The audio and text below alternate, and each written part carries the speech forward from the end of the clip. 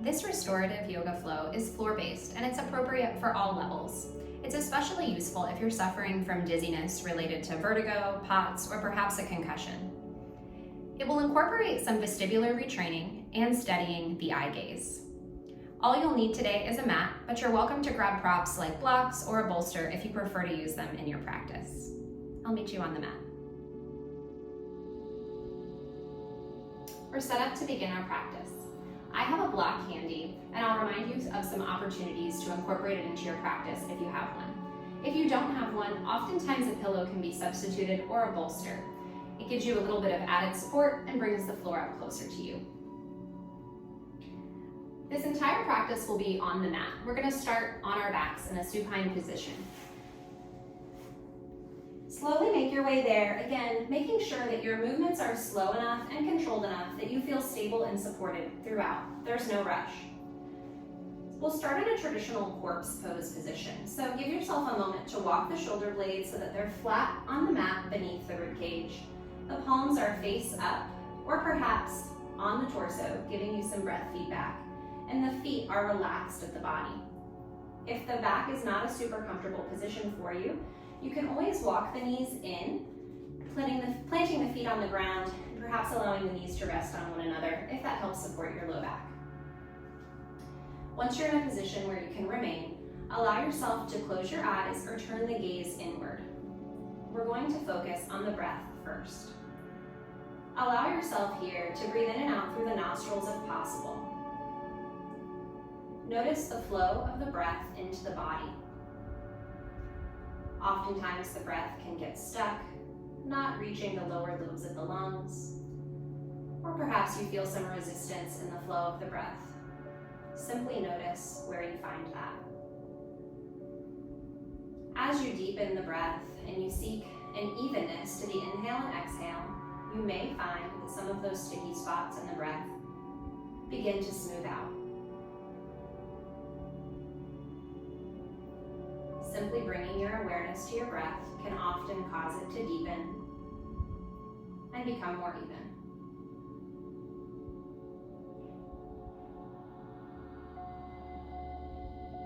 Perhaps you begin to notice the belly filling with breath. This is a good indicator that you're using the diaphragm to draw breath into the body instead of just the accessory muscles. Using the diaphragm can also trigger a relaxation response in the body, something that you may really need if you've been dealing with dizziness. It can cause you to stay in that fight or flight response. We'll stay here with our breath for another few moments.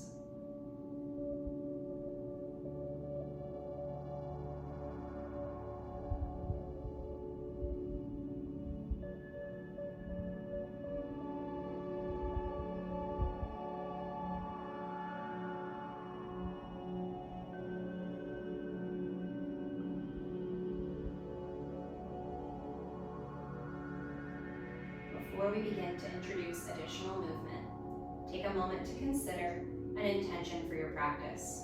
It may simply be, I am present.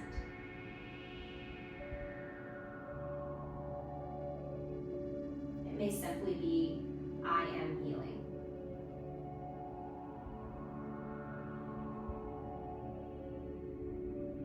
Allow the eyes to flutter open. We'll start with some very gentle movement. Keeping the head neutral, knowing that at any point you can close the eyes if that's more comfortable for you, especially if you're having a bout of dizziness, and that helps. We're going to begin by clenching the left hand into a gentle fist, not too hard, and extending the right fingers. We'll alternate through this, ideally with your breath. So then we'll make a fist with the right hand and extend the left fingers. A little bit of contralateral movement. Swapping it out. Left fist, right extended fingers. Continue to move in this way with your breath.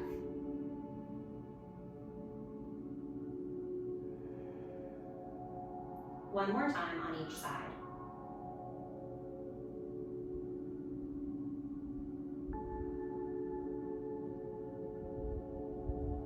Allow the palms to come face up and relax. We're going to bring a similar action into the feet. Begin by flexing the left ankle, drawing the toes towards your face as you point your right toes. And then simply switch. Right toes draw toward your shin, left toes point. Continue alternating in this action with your breath.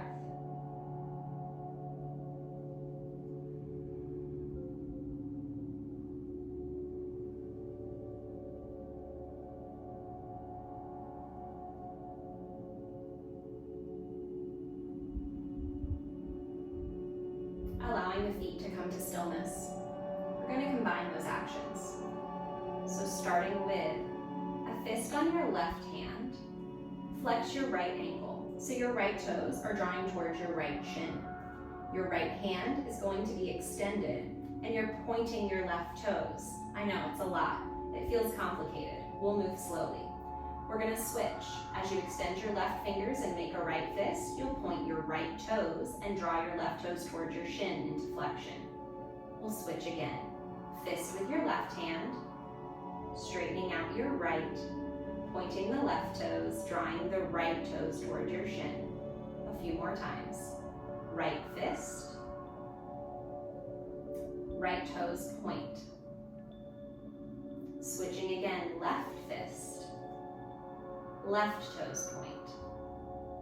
One more time. Right fist, right toes point. And then relaxing. Walk the feet in towards your hips and draw your knees in towards your chest. Take your hands to the tops of your knees. As you exhale, draw the knees in closer to your body. And as you inhale, allow the knees to fall away slightly, being directed by your hands. You can point or flex the ankles here. Exhale, draw the knees in. Inhale, allow the knees to move away from you. 3 more times with your breath. Exhaling, draw the knees towards you. Inhale, create space in the torso as you move them away. 2 more.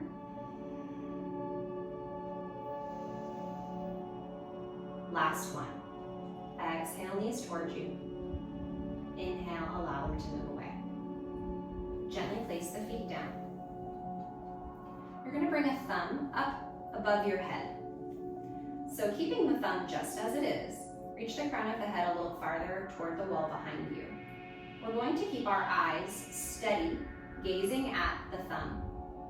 As we gently rock the head to the side, our eyes will remain fixed on the thumb. So your head will begin to move gently to the left without moving your gaze away from your thumb. And then back through center on an inhale and very gently over to the to the right. Gaze stays on the thumb, inhaling through center. We'll go back over to the left. Inhaling through center to the right. All the while the gaze stays on the thumb. One last time. We'll move over to the left with the head, gaze at the center of the thumb. Inhaling through center to the right.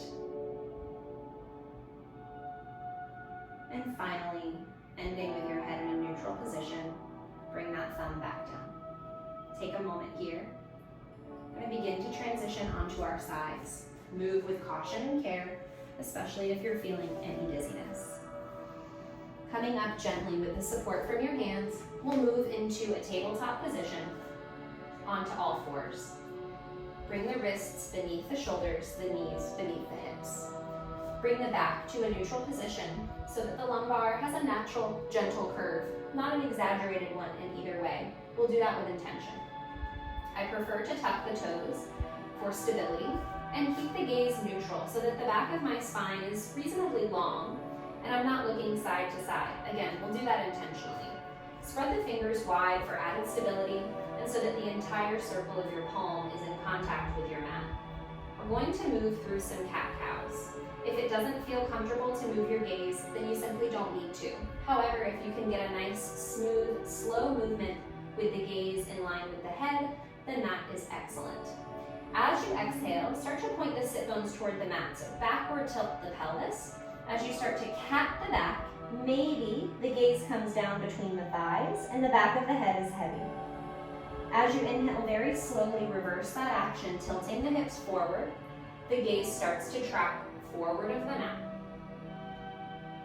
Exhale again, takes you back through cat. Gently allow the gaze to track down and toward the thighs if that's suitable for you. Moving the shoulder blades apart, pointing the sit bones down. Inhale, reverse that action, moving the shoulder blades down the back as you gaze forward and the chest comes through the upper arms. We'll continue at a pace that's suitable for you. We use our breath, but if moving the gaze feels stressful, you can simply do the hips and keep your gaze still. Or you can move faster or slower as is appropriate for your breath.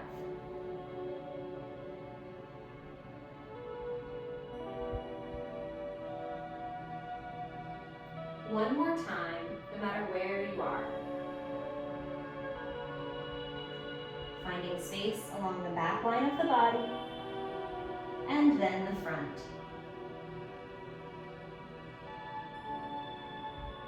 Coming back to neutral, broaden the knees ever so slightly, keeping the toes tucked. Going to walk your left hand forward just a little, and then take the right hand. If you can follow it with the gaze, great. If that doesn't feel suitable for you, you don't have to do this next action. If the gaze can follow the right hand, you're going to take it out to the right and toward the ceiling. And then follow it back down and thread it under that left arm. We'll come down to bring weight into the right shoulder. We'll walk that left hand forward and start to bring weight into the left armpit. Your gaze is still toward that right hand, off to the left. The hips are high here. We're bringing a little bit of extra weight into the top of the body so that you're enhancing the stretch on the outside of the shoulder. The right hand faces up. Take one more full breath here down into the belly, engaging the diaphragm. We'll draw the left hand back underneath the left shoulder for support and gently press yourself up, coming back onto all fours, again with those broad knees. This time, your right hand will be slightly forward. Your left hand is moving. If your gaze allows it without causing any additional dizziness, then as you inhale, slowly sweep that left arm toward the ceiling, twisting a bit here in the thoracic spine. And then as you exhale, following that left hand with the gaze, allow it to thread under the right armpit and out to the right with the palm up. You'll come down onto the left shoulder and perhaps extend the right arm long and drop the right armpit down toward the floor. Your gaze remains on that left hand with the palm up. Continue to breathe in this position.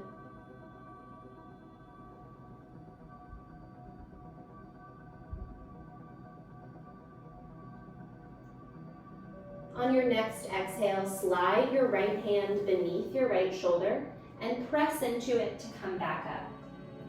We'll realign the knees underneath the hips.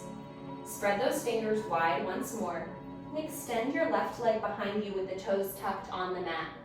We'll start to press into that left heel, stretching along the calf and keeping the gaze neutral toward the mat. If there were an imaginary line between your pointer fingers, it would be right at the center. Continue to actively press into the heel, stretching the calf, drawing the belly in toward the spine, engaging the core, creating a nice, strong back line. Set that left knee down, and moving as slowly as is appropriate for your body today, extend the right leg, pressing into the heel, repeating that action. You're pressing your upper body away from the mat, fingers spread wide, the shoulders engage, the core engage, and pressing out in that back line, feeling the entire body turning on, generating warmth and strength. Set that right knee back down. And keeping the toes tucked or untucked as is your preference, shift your hips back towards your heels and find a child's pose. This is a great opportunity to bring in the block. Many people prefer having a block under their forehead so that they can rest more easily in this position. If you turn it so that it's a little bit less wide, more narrow here. It might make the next position more feasible for you if you're using the block. And if you prefer the block, you don't have to take part in this next position. I'm going to take my right hand, keeping my head on the ground. I'm going to take my right hand over to the left and allow my side body to get a stretch here. So imagine this position here between your right pinky toe and your right hip point, increasing the stretch along the side of your body, kind of like a banana, a crescent shape. You're going to draw your shoulder blade down the back and wrap your right elbow toward the floor, enhancing the stretch on your tricep and lat.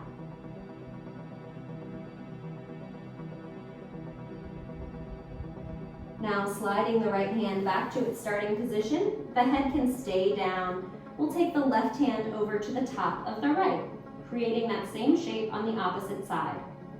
Left hand to top right, left pinky to left hip, creating a crescent shape, wrapping that elbow toward the floor and drawing the shoulder blade down the back, noticing the difference in the side body here.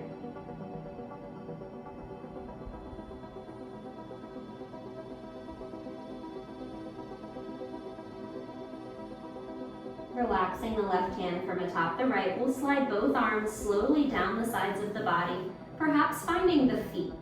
If that's not accessible to you, you can slide the hands underneath the thighs, kind of behind the knees. We'll start to draw the chin toward the chest, coming into a modified version of this rabbit pose. So drawing the hairline toward the floor, or perhaps if you're familiar, placing the top of your head on the ground as you would in a headstand. This is a great place to stay. If you would like a little more here, you can lift the hips and keep those hands connected to your heels, stretching the back line of the body. The gaze here is between the thighs, or of course having the eyes closed. If you have the hips lifted, please lower them and come back into this more passive position. Begin to release the hands from the heels and use them alongside the head to gently come up very slowly as you transition from this prone position into a seated one. There is absolutely no rush. Keep your gaze in a place that continues to allow you to feel supported and safe. You can continue to sit on your heels like this if that's comfortable for you. Many people like to have a block underneath their seat here, so it goes right between their heels. I prefer the middle height setting so that you feel supported. You don't feel like there's any restriction of blood flow between your ankles, knees, and hips. This can be very comfortable. As an alternative, you can move very gently to bring your legs around to the front. A block underneath your hips is also very useful here. So as you come to this position in a way that's suitable for you, you may find that the block or bolster underneath your seat allows you to feel supported, and it makes it so that your knees can fall down toward the floor in this Sukhasana posture a little bit more easily. It can allow you to elevate the spine with less effort. I'm going to keep the block under my seat. Now, with dizziness, you of course want to make sure that you're not shifting your gaze around too quickly. We're going to do some movements with the head that can help with vestibular retraining. So to begin, let's start with some shoulder work. As you inhale, bring the shoulders forward and up. As you exhale, bring them back and down. Continue in this motion, linking your movement to your breath, inhaling the shoulders forward and up, exhaling them back and down. As you become more comfortable in this motion, notice if your head is pushing forward at any point in this rotation to exaggerate the motion. Try and keep the head stacked over the spine as you move the shoulders and shoulder blades. One more time right here. Inhaling the shoulders forward and up, exhaling them back and down. Now that the shoulder blades are down, the head is stacked over the spine. Extend your left fingertips toward the floor, and then as you begin to drop your left ear towards your left shoulder, notice a stretch along the neck. Extend the opposite fingers toward the floor as well, and that will enhance the stretch. Breathe here.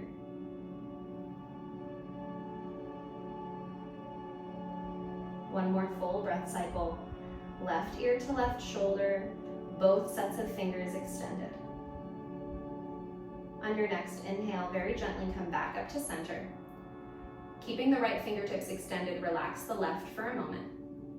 And as you're ready, exhale your right ear toward your right shoulder, beginning to feel the stretch.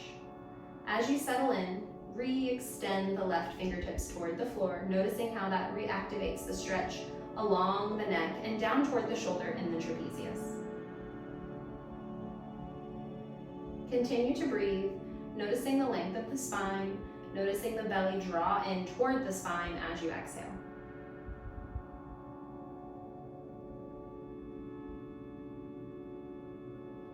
Allow your next inhale to bring your head back up to center. Relaxing both arms. Maybe give yourself one more shoulder roll. We're going to continue with some of the eye gaze work and incorporate some yoga with it.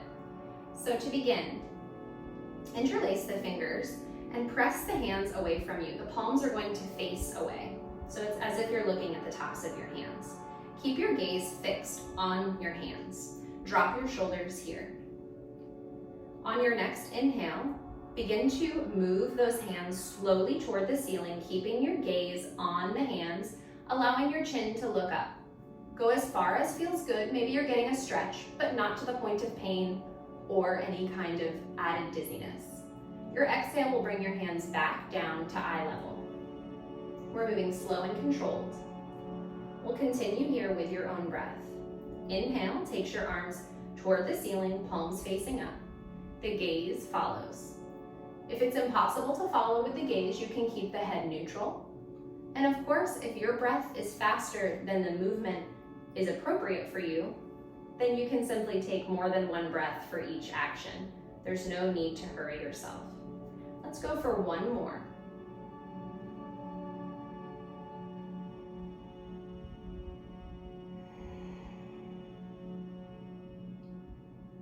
Relaxing the hands down, bring the gaze down in front of you. Take a moment to make sure you feel supported.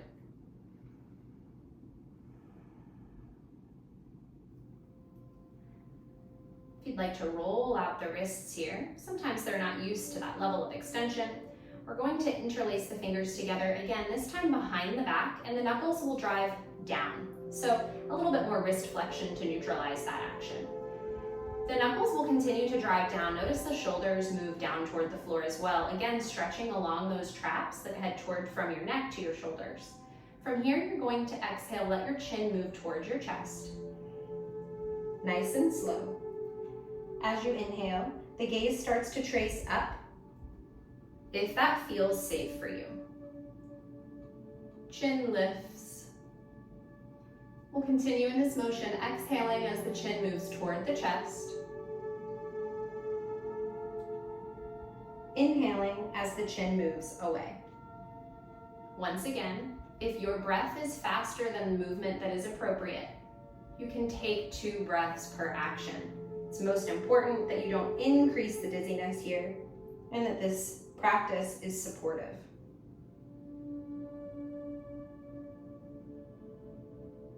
Let this next exhale take your chin toward your chest. Relax your grip and come to a relaxed seat, your gaze just slightly in front of you, continuing with a long spine and allowing the breath to flow into the belly. Remembering that allowing the breath to come into the belly engages that diaphragm and triggers a relaxation response. That's a huge part of letting the body know that what we're doing is safe and helping to retrain in that way. Associating a stress response with the dizziness only makes the problem harder to deal with.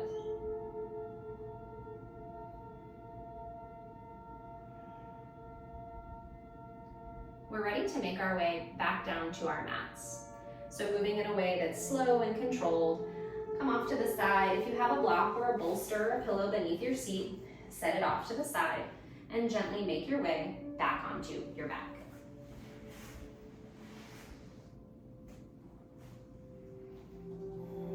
You can walk the feet in toward the hips. And you have some flexibility here. You can broaden the feet and allow the knees to relax on one another if that feels good, or you can align the heels with the sit bones and bring the knees so that they're stacked over the ankles. We're going to do a little bit more work with the gaze.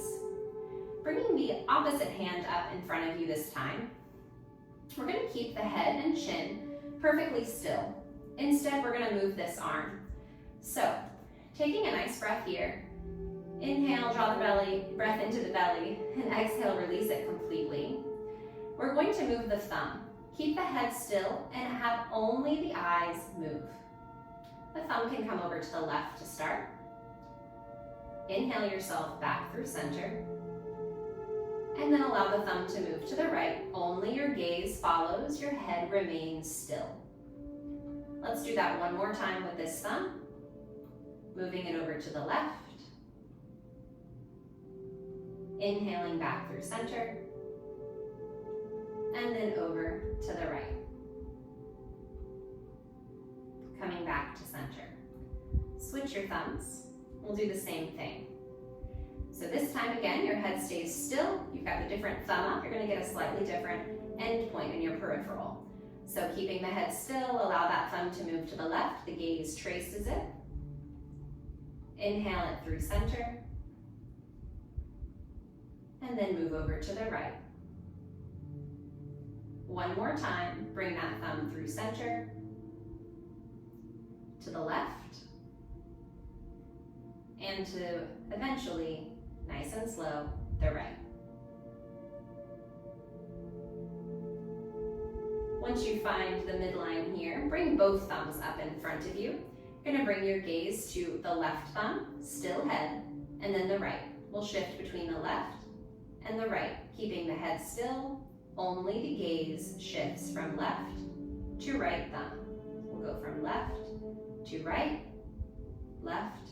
to right. If a different pace is more appropriate for you, that's okay. Lovely. Cross right arm over left, give yourself a hug.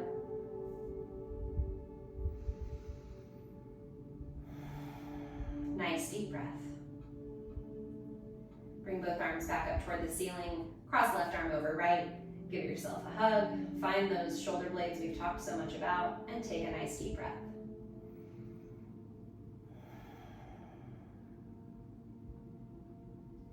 Release the arms. Bring the arms alongside the body. Palms down or up is fine. Palms down gives you a bit more stability. You might choose to have your block handy.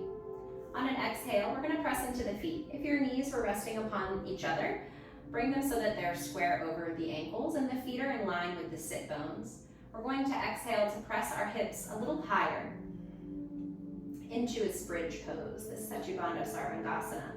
If you would like, you can stay here, continue to engage the glutes. If you want to slide that block, pillow, bolster, whatever you have underneath your sacrum, you can bring your hips to rest right on them, on the block or whatever you're using to support yourself. It's going to be above the glute flesh and below the low back. As you relax into it, you should feel completely supported here. There should be no pinching in the low back. You should have a nice natural curve to the lumbar spine. You can pause here. If you're choosing not to use support, you can come out at any time. This is a great opportunity to breathe into the belly and perhaps you notice in your vision the belly rise.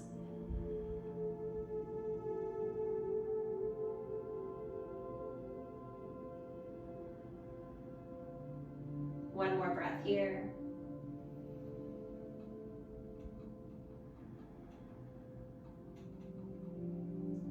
Once again, if you're resting on something, press into the feet and slide that support out from beneath you as you come down. Bring the knees back into the chest. We're gently going to move the knees to the left side of the body. So take the left hand to the outside of the right thigh. So you're crossing that midline, touching the outside of your right thigh. Gently lower your knees over to the left. Your gaze can stay neutral, perhaps at the ceiling. If you're feeling good, extend the right arm out to the right and begin to allow your gaze to head towards your right hand. We want to keep both shoulder blades planted on the mat here and relax along the side body, the spine, and the glutes. letting the twist take place without gripping and pulling away from the mat.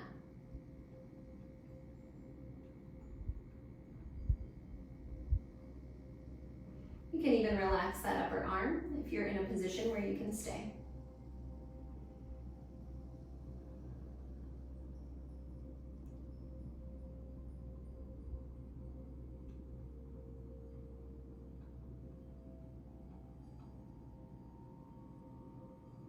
We'll use an inhale to gently bring the head back to center, perhaps at the same time and perhaps not as you bring the knees back to center.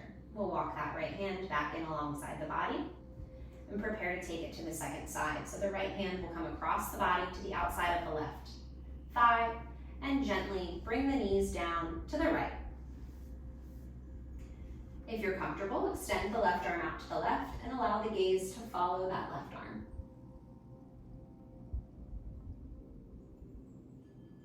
Relaxing along the glutes, the side body, and the spine. Relax the hand that's perhaps resting on top of the left thigh and continue to breathe. Notice if the breath is continuing to flow on its own to the belly or if it requires direction, and give it that direction if you need it.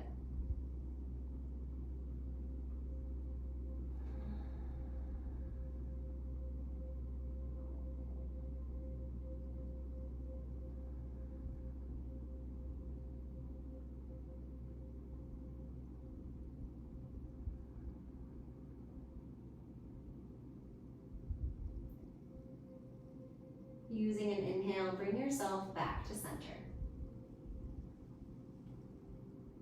A couple more actions before we head toward our final resting posture. Hug your knees into your chest. You can stay right here, or if it feels appropriate, bring your hands behind your knees and begin to extend the legs up toward the ceiling. Keep the ankles active and the feet active. You can point the toes, flex the ankles, or what we like to affectionately call flointing, right? This plantar flexion. So it's almost like you're pointing, but then you flare the toes and draw them back toward the face. Notice the stretch on the back of the hamstrings, and if you're changing the position of your feet, perhaps your calves or your shins, your gaze can be at your feet or at the ceiling. We want a nice softness to the jaw and the back of the neck for this passive inversion. Breath still flowing into the belly.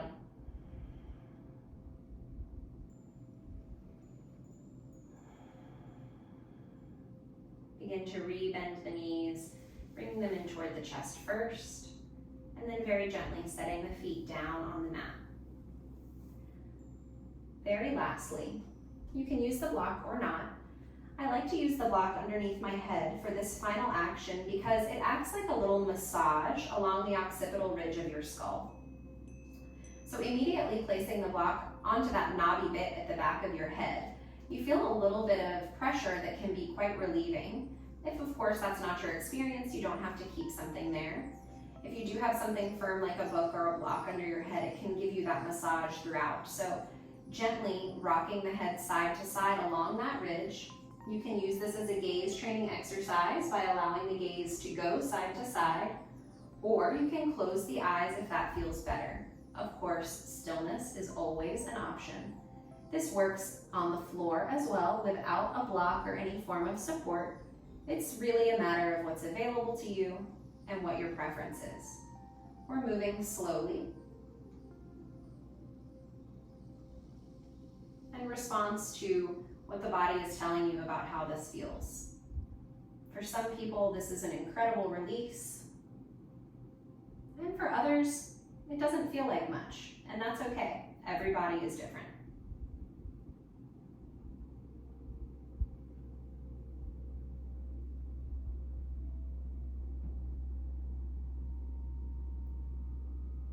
Making your way back to neutral. The head is in line with the spine. Take a moment to remove the support from beneath your head. If that feels good, if you'd like to keep it underneath your head for your final resting posture, that's certainly available to you. If being on your back flat is not comfortable, your options are endless. Of course, you can continue to allow the knees to rest or stay planted as they are. You have the option of coming onto your side. And if you are comfortable on your back, begin to extend the legs out long. Come Coming right into that position we began, walk the shoulder blades underneath your body so that you feel an openness across the collarbones and a softness to the belly.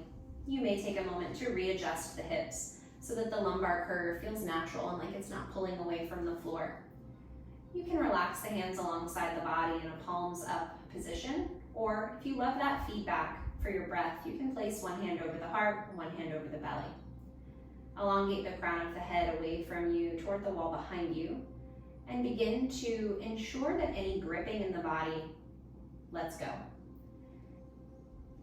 Sometimes you'll notice that in the hips, where you're clenching away from the floor, allow that to soften and the hips to be a little wider, a little heavier.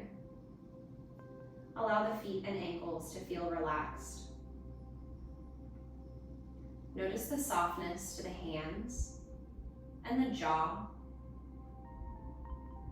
allowing the breath to flow in the body without direction. Allow the eyes to feel heavy as you close them or turn your gaze inward if they're not already. And allow the tongue to fall away from the roof of the mouth. We'll remain in Shavasana for as long as feels appropriate for you. I will leave you in silence in just a moment to come out of this posture whenever you're ready by carefully turning onto your side, taking a moment to thank yourself for the time that you've put into your practice today. As always, I thank you for allowing me to lead your practice. A final thought before we head into Shavasana in this final resting posture. If you find thoughts intruding in the mind during this time, that's okay.